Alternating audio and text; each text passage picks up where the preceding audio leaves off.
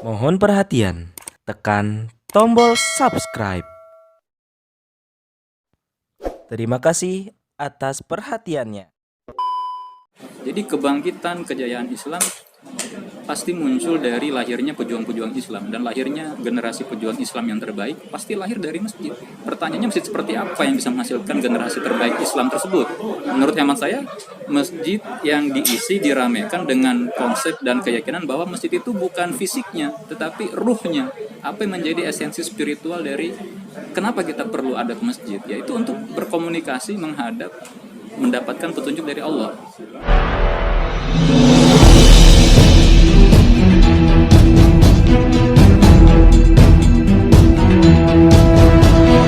Saya Yasir Muhammad, driver online Depok.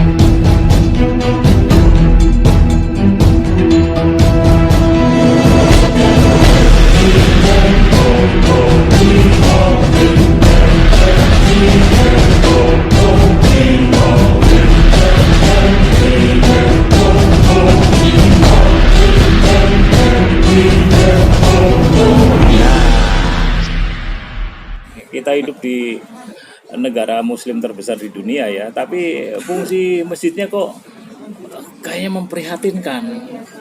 Kita tidak seperti ketika zaman Nabi, fungsi masjid itu benar-benar maksimal. Nah, bagaimana nih kalau menurut Pak Arafat sendiri? Ya baik, bismillah. Alhamdulillah, salatu wassalamu ala rasulillah wa ba'du. Ya, saya pikir kita harus merubah paradigma mengenai apa yang kita maksud dengan masjid dalam benak dan kepala kita. Kalau saya memang ingin mengajak kita berpikir dan merekonstruksi ataupun memperbarui pemikiran kita bahwa masjid sebetulnya bukan bangunan, bukan arsitektur fisik, bukan yang ada kubahnya, bukan yang ada tiangnya, yang ada ornamennya dan lain sebagainya.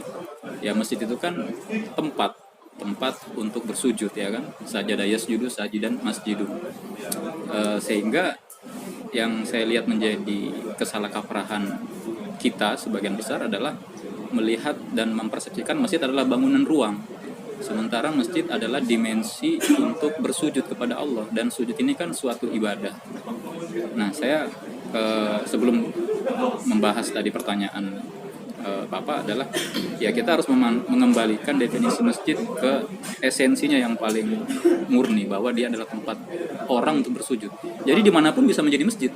Kan kata Nabi, dijadikan bumi itu hamparan bagiku untuk tempat bersujud. Jadi pada dasarnya masjid itu ada di mana saja. Dan kalau kita menyimak bahwasanya inna awwala baitin wudiya linnas lalazi bi Makkah, bahwasanya bangunan yang pertama kali dibangunkan adalah Makkah, di sana ada Ka'bah. Maka ini adalah sebuah permodelan bahwa bumi itu simbolnya adalah Ka'bah.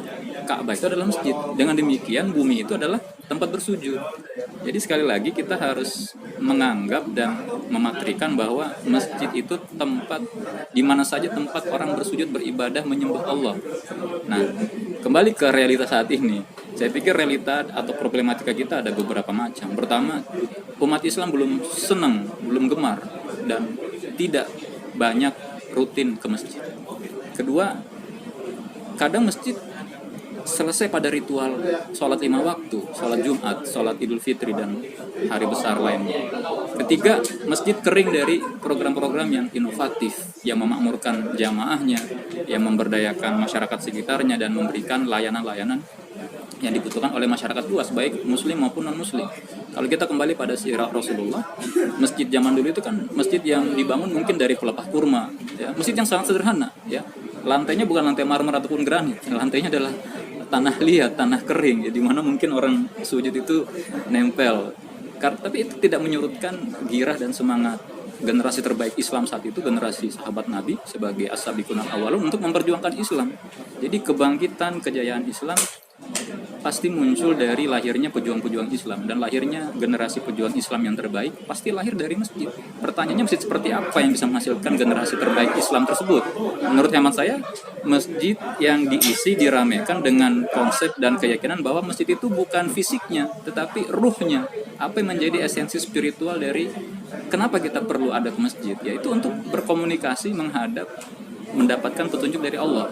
Saya pikir itu dulu. Oke, kalau kira-kira pergeseran itu tampaknya semakin jauh karena masjid di Indonesia itu mungkin masih dianggap sebagai yang tadi hanya tempat ibadah sih gitu. Karena mereka sekarang dikuasai oleh orang per orang, kelompok per kelompok. Artinya kenapa bisa terjadi pergeseran selain tadi pemahaman atau pergeseran dari paradigma masyarakat? Apakah karena memang ada situasi politik tertentu yang membuat masjid ini jauh dari masyarakat? Ya, saya pikir pertama yang berubah adalah gaya hidup ataupun derasnya badai materialisme, hedonisme, konsumerisme, kapitalisme ya. Ini menjadikan orang lebih cenderung melihat dan menilai segala hal itu dari ukuran-ukuran materialistik. Tapi tidak dapat dipungkiri kita senang untuk beribadah di masjid yang indah, yang megah, yang memiliki nilai arsitektur yang tinggi. Tapi sekali lagi masjid bukanlah kemegahan itu. Bahkan kalau tidak salah ada hadis yang menyatakan salah satu tanda-tanda kiamat adalah orang bermegah-megahan membangun masjid, tapi masjidnya kosong lompong, masjidnya hanya dimegahin secara lagi-lagi arsitektur tapi tidak memiliki esensi dan nilai-nilai spiritual. Jadi pertama kalau ditanya penyebabnya menurut hemat saya perubahan gaya hidup dan badai tantangan yang utamanya dipengaruhi dari sekularisme tersebut. Ini yang membuat masyarakat muslim melihat masjid itu secara fisikal, apa yang mereka bisa sentuh, apa yang mereka bisa kagumi secara seperti halnya orang senang berfoto di tempat-tempat yang instagramable ya kan. Nah, kedua penyebabnya ya ini tidak mungkin enggak, ini adalah indikasi bahwa umat itu semakin jauh dari ajaran agamanya ya. Logikanya kalau umat ini secara mayoritas memahami agamanya dengan baik, dengan mendalam, maka satu, masjid pasti makmur, dan kemakmuran itu tidak hanya secara dimensi fisik, tidak hanya memegah-megahkan masjid, tetapi memakmurkan masjid dari sholat subuh, sholat zuhur, asar, maghrib, isya, kemudian melakukan pembinaan terhadap umat, tarbiyah, melakukan kegiatan-kegiatan yang bermanfaat.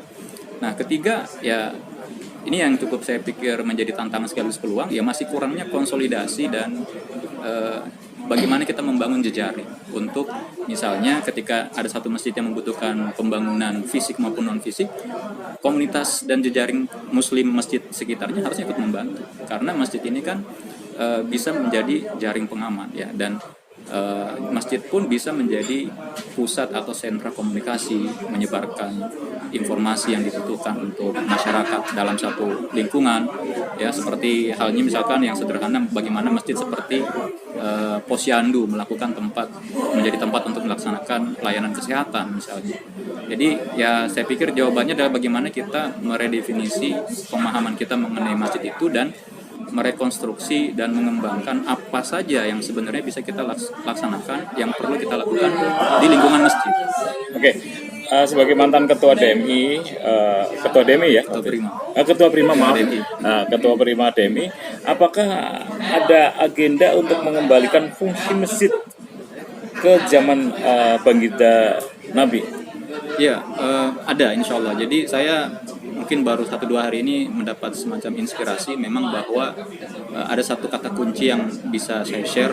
Masjid itu adalah pusat untuk merubah dan mengatur mindset orang. Kenapa mindset ini sangat penting? Karena di luar masalah hati, yang mana hati ini kehendak Allah gitu ya, mindset ini juga hal yang sangat berperan ya kan. Bagaimana cara pandang kita, cara kita berpikir. Nah, cara kita mengembangkan mindset tentu salah satunya adalah melalui ibadah.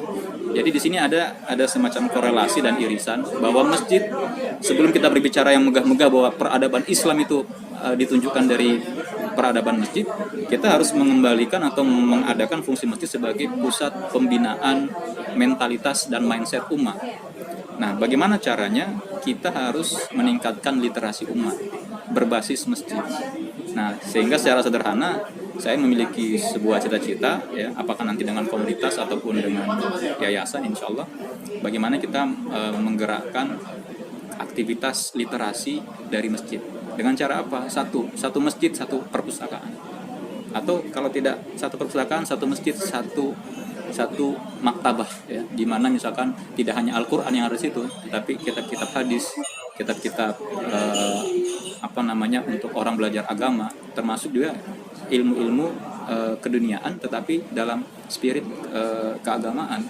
Nah, saya pikir ini menjadi fundamental untuk menyebarluaskan keagamaan, keilmuan, dan membentuk mindset yang tepat untuk menciptakan generasi yang siap untuk menghadapi zaman esok yang kita nggak tahu, semakin tidak pasti. Oke, di Indonesia ini yang saya dengar sampai sekarang itu ada 2 masjid, yaitu di Sragen, saya namanya lupa, dan di Jogja itu Jogokarian yang bisa menjadi role model.